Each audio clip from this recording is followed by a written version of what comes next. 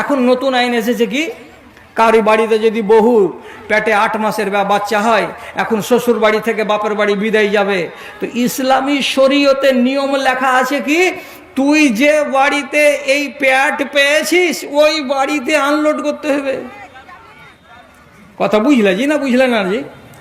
স্বামীর বাড়িতে এসে ছেলে পেয়েছো পেটে, পেটের ছেলে স্বামীর বাড়িতেই বাহির করতে হবে, বাপের বাড়ি আর যেতে হবে না।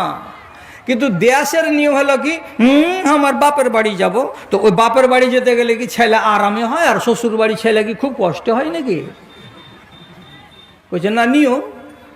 আচ্ছা যাবে তো যাও, তোমার বাপের বাড়ি যে ছেলে হবে তো তাই করোগা।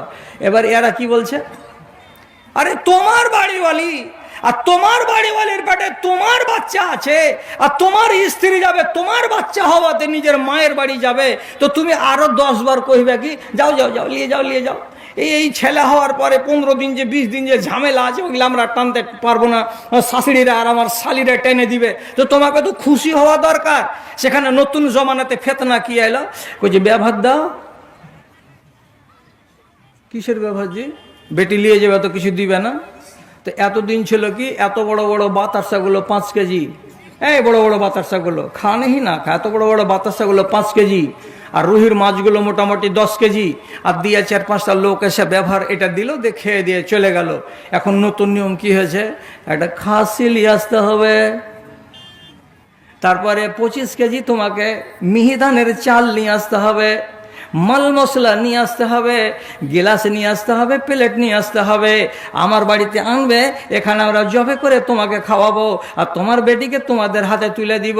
এ কোন ফকিরের ফকির রে? তোর মতো ফকির ভারতবর্ষের কোন কোনাতে 7 ব্যাটারির লাইট দিয়েও খুঁজে পাওয়া যাবে না, এমন অভদ্র ফকির এ দেশে জন্মেছে। তোর বাড়িতে 10টা মেহমান আসবে, তো মেহমান ওর পেটের চাল বাঁধা আসবে, তুই ফকিরের চাল দিয়ে ফকিরকে ভাত খাওয়াবি রে গাঁডু? হায় হায় হায়, কোন জমানা এলো? হাদিস কোরআন শুনছ, কোরআনকে ভালোবাসতে শিখতে পারলেন না? না, কবে হবে? আরে যারা ইমানদার নয় তারাও কোরআনকে ভালোবাসছে। তোমাকে বেশি সময় নিব না, গোড়াতেই বলেছি, তোমার আক্কেলটা শুধু খুলে যাক, এই জন্য 2-4টা জরুরি কথা তোমাকে শোনাই।